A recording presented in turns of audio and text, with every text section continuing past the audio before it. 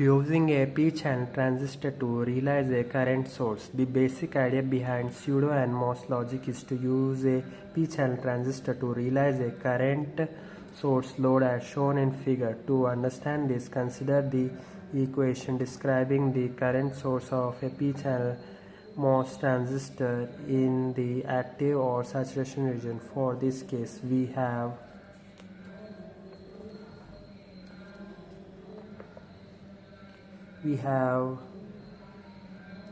where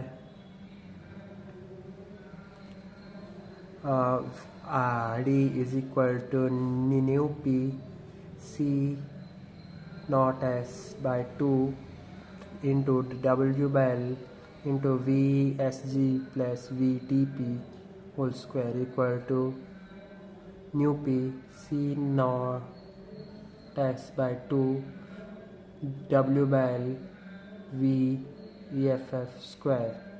Here you can see the figure using a p-channel transistor to approximate a current source where VEFF is equal to VSG plus VTP is the effective gate source voltage of the transistor. This equation ignores the finite output impedance RDS of the transistor. For equation to apply, it is necessary that the drain voltage is not greater than the gate voltage by more than mod VTP, which is usually about 0.8 to 0.9 volts. If we assume that VDD is equal to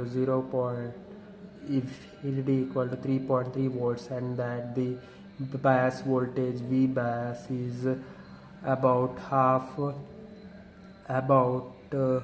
halfway between ground and VDD, or at least 1.65 volts, then equation applies as long as the drain voltage is less than 2.45 volts approximately, while we now have VGS equal to VDD minus V bias equal to 1.65 volts and VEFF is equal to VGS plus VTP similar to 0.75 volts in equation. Therefore, ID is equal to IL is the independent of the voltage across the transistor as long as this voltage is greater than 0.75 volts or so.